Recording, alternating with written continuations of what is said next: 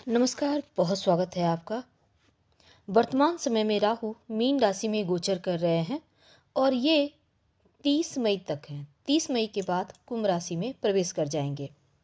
Rahu mean राशि में है और यहाँ पर शनिदेव 29 मार्च को भी मीन राशि में आएंगे और राहु शनिदेव जब एक साथ होंगे तब पिशाच योग की उत्पत्ति होगी। अब ये जो पिशाच योग है, ये बनने के बाद आपकी लाइफ कितनी बदलेगी। सबसे पहले तो हम ये जानते हैं कि राहु का अंतिम चरण समय चल रहा है। अब वो 18 मई को कुंभ राशि में आने जा रहे हैं। हालांकि वो पूर्वा भाद्रपद नक्षत्र में 30 मई तक रहेंगे। तो सबसे पहली बात, मीन राशि में है, यानी जो 12वीं राशि है, यहीं पर बैठे हैं राहु और शनिदेव 29 मार्च को आएंगे। अब ये भाव है मोक्ष का, धर्म का। मनुष्य के जीवन में सात्विक स्थान भी यहीं पे है, इन्हीं से देखा जाता है। दार्शनिक व्यवहार, आपका व्यक्तित्व भी ये स्थान दिखाता है। अगर आप स्वार्थवश कुछ गलतियां कर लेते हैं तब उस अशुभ प्रभाव को कम बृहस्पति ही करता है। अब देखिए, राहु पूर्वा भाद्रपद नक्षत्र यानी बृहस्पति के नक्षत्र में प्रवेश 16 मार्च को किए हैं और यहाँ पर वो 30 मई तक रहेंगे।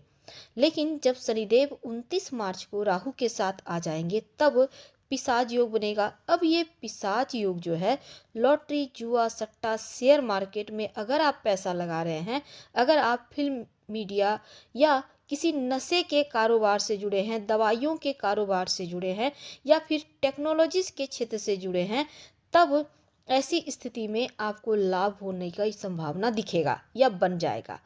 राहु स्वयं की इच्छाओं को तो बढ़ाता है और इच्छा को भड़काता भी है, आपको उन चीज़ों को प्राप्त करने की तरफ ले जाता है। और प्रशासनिक क्षेत्र से जुड़े हुए जो लोग हैं, राजनीतिक क्षेत्र से जुड़े हैं, उनके लिए भी ये योग बहुत महत्वपूर्ण हो जाता है। तो इसमें सबसे बड़ी बात होगी कि राहु का जो अशुभ प्रभाव है वो कम होगा, क्योंकि वो देवगुरु बृहस्पति के नक्षत्र में आ गए हैं और राहु खुद देवगुरु बृहस्पति की राशि में भी बैठे हैं। इसलिए अब अशुभ प्रभाव कम होकर शुभ प्रभाव आपको देंगे। दुखों की मुक्ति का ये वक्त कह सकते हैं। इसलिए पिशाच योग बन के भी ये योग भंग होता नजर आएगा, यानी उनका नकारात्मक प्रभाव थोड़ा कम पड़ेगा। मीन राशि आपके प्रथम भाव में ही पिशाच योग बनने जा रहा है। इसका प्रभाव सकारात्मक और नकारात्मक दोनों ही पड़ेगा आपके जीवन पर।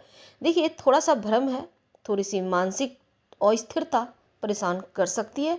हालांकि पहले की अपेक्षा जो 7.5 का पहला चना आपको दे रहा था, उससे फिर भी राहत मिलती दिखेगी।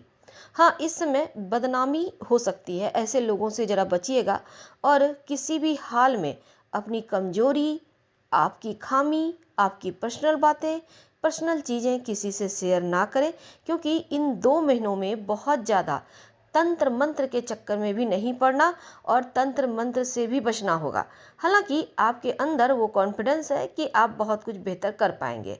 अब जैसे कोई बदनामी कर रहा है, गलत बातें फैला रहा है, किसी की बातों को अपने दिल में मत लगाइए, अपना दिमाग यूज कीजिए और गलत रिश्ते से आप जितना दूर रहेंगे उतना अच्छा। बच के रहना ही आपकी प्राथमिकता होनी चाहिए। धन की बात करें तो धन आने के जो योग हैं वो बढ़े हुए हैं, यानी कि पहले की अपेक्षा आपको इस पीरियड में धन ज़्यादा आएगा। भाई बहन के साथ आपका तालमेल भी बढ़िया रहेगा। अगर कोई पैतृक संपत्ति को लेकर भाई बहन से आपका कोई टेंशन था तो वो समाप्त होगा, आपको लाभ होगा, आत्मविश्वास बढ़ेगा। नकारात्मक ख्यालों को अपने दिमाग पर हावी ना होने दें। लॉटरी, जुआ, सट्टा, इन चीज़ों से थोड़ा दूर रहें।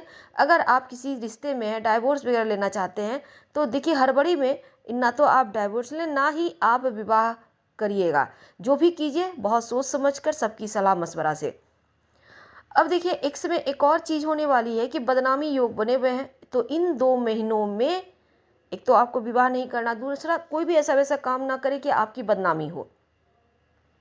अगर आप पार्टनरशिप में काम करते हैं, क्योंकि सीधी दृष्टि शनि और राहु की आपके सप्तम भाव पर है, तो सोच समझकर आगे बढ़िए और संतान के प्रति अपना जो आपके अंदर बच्चों के प्रति जो प्रेम है उसको कम मत होने दीजिएगा। उनके साथ तालमेल बनाकर रखें, उनका हमेशा सपोर्ट करें। रहस्य जो गुप्त है संतान से भी शेयर ना करें, जो गुप्त है वो गुप्त रखिए। परिवार में या आप में अपने से नकारात्मकता ना अपनों के प्रति पालिए और ना मन में नकारात्मक चीज़ें आने दीजिए। अगर कर्म क्षेत्र की दृष्टि है, जॉब नहीं लग रही थी तो जॉब प्राप्ति के योग बनेंगे, विदेश यात्रा के योग है। और इस समय अपने दिमाग को संतुलित करके रखना है। राहु और शनि का जो प्रयास होगा, बहुत इनका प्रभाव बहुत पावरफुल है। दोनों ही निगेटिव ग्रह दोनों ही पावरफुल अवस्था में बैठे हैं। विदेशी जमीन से कोई आपको अगर कोई काम करते हैं तो वहाँ से लाभ होगा, विदेश से लाभ होगा, संचार के माध्यम से शुभ समाचार मिलेंगे। और मन पर थोड़ा सा, हालांकि देखिए काम का प्रेशर तो रहेगा, लेकिन मन को फ्रेश रखिए। हमेशा ही अच्छा सोचिए, अच्छा बोलिए, नकारात्मक शब्द को बिल्कुल भूल जाइए। दिमाग को संतुलित रखिएगा। दिन की शुरुआत योगा एक्सरसाइज से करें। अब शनि राहु का पिशाच योग है, तो दोनों ग्रहों का पावरफुल यहाँ पर होना, हालांकि आपका कोई कुछ बिगाड़ नहीं पाएगा, लेकिन दोनों ही प्रथम भाव में बैठे हैं तो पार्टनरशिप में काम करते हैं तो किसी भी तरह का झगड़े लड़ाई ना हो। ईमानदारी से, पारदर्शिता से चीज़ों को मैनेज करके रखें। अगर हम आपके वैवाहिक जीवन की बात करें तो एक नई शुरुआत कर सकते हैं। अगर आप रिश्ते को बचाना चाहते हैं, राजनीतिक क्षेत्र से जुड़े हैं, सोशल मीडिया या फिर आप न्याय के क्षेत्र से जुड़े हैं, तो आपके लिए अनुकूल रहेगा। हालांकि अगर क्रोध आए तो कंट्रोल रखिएगा। पिछले 2.5 साल से जो शनि देव की 7.5 आपने झेला है, बहुत कुछ आप सीख चुके होंगे। आगे संभल के रहें तो ज़्यादा अच्छा है, क्योंकि ज़बरदस्त संभावनाएं तो हों दिख रही हैं आपके तरक्की पाने के, लाभ के भी योग बनेंगे। खासकर जो विद्यार्थी हैं, पढ़ाई लिखाई के मामलों में तरक्की होगा। अगर आप विदेश जाकर शिक्षा ग्रहण करना चाहते हैं, संतान के स्वास्थ्य में जो डिस्टर्बेंस है वो थोड़ा कम होगा। विदेश जाकर पढ़ाई लिखाई के लिए योग बनेंगे, विदेशी ज़मीन से लाभ होगा। और अगर आप मीन राशि की महिला हैं, आप प्रेग्नेंट हैं, तब अपना थोड़ा ज़्यादा ख्याल रखिएगा। और इस समय हालांकि सभी मीन वालों के लिए अपने यूरिन इन्फेक्शन की प्रॉब्लम हो सकती है। पानी वगैरह खूब पीजिए, डॉक्टर को दिखाइए अगर कोई प्रॉब्लम है तो, और समस्या को आप इग्नोर मत कीजिएगा। नौकरी व्यवसाय के मामलों में नए चांस आपको मिल सकते हैं और नए शुरुआत हो सकते हैं। हालांकि किसी तीसरे के कहने पर पर्सनल लाइफ, प्रोफेशनल लाइफ में रिश्ते खराब मत कीजिएगा। दूसरों की बातों में आइएगा तो पक्का गड़बड़ होगा, इसलिए डिसीजन खुद से लीजिए। और ये जो 2 महीने हैं, जो चीज़ें समझ में नहीं आए ना, वो काम मत कीजिएगा। सीधे राह पे चलिए, टेढ़ा राह पे चलेंगे तब दिक्कत है। और आइडियाज़ बड़ों से ज़रूर लेते रहिए। हालांकि इस समय आप शिव जी की आराधना खूब कीजिएगा, और संभव हो तो आपके लिए, चूँकि ये जो पिशाच योग बना हुआ है, कहाँ सावधानी रखना है, कहाँ बेनिफिट होगा, हमने आपको ये बताया। और अगर वीडियो पसंद आएगा तब लाइक कर सब्सक्राइब कीजिएगा, शेयर कीजिएगा, कमेंट कीजिएगा। उपाय क्या करेंगे? देखिए, शिव जी की आराधना करें, नमः शिवाय का जप करें, या शिवलिंग पर 1 लोटा जल अर्पित करें, पास में कहीं शिवालय होगा तो, और नहीं तो नमः शिवाय का जप अनवरत कर सकते हैं, आपको लाभ होगा। धन्यवाद। हम फिर मिलेंगे किसी नए टॉपिक के साथ।